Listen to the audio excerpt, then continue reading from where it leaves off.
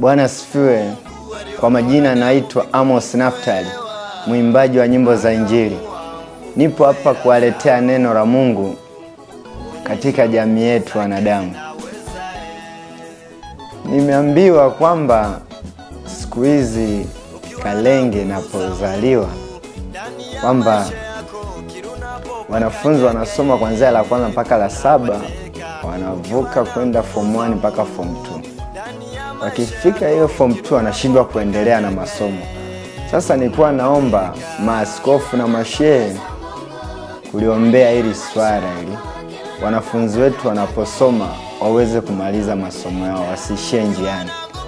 Kwa hiyo nilikuwa naomba wachungaji, maaskofu na mashehe wafanye maombi kuombea vijiji vyao kwa Tanzania nzima na mikoa kwa ujumla, ili wanafunzi wanaposoma wawe na uelewa, wasipende kuishia njiani. Hii ni roho ya uharibifu katika maisha yao.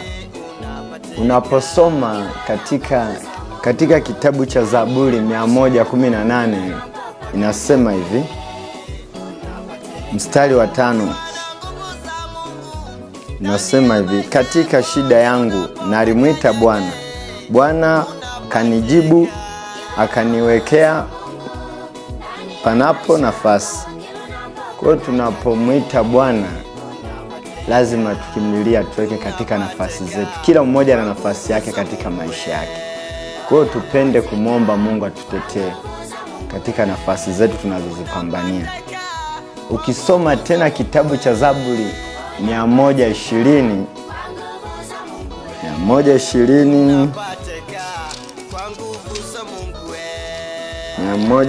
mstari wa 1 nasema hivi: katika shida yangu nalimwita Bwana, naye akaniitikia. Kwa hiyo tukimwita Bwana katika maombi lazima tujibu Mungu wetu. Kwa hiyo ni maombi yangu tuombee vijiji vyetu na mikoa, kwa wanafunzi wetu, kwa watoto wetu kwa jumla. Amina, ndo maombi yangu hayo.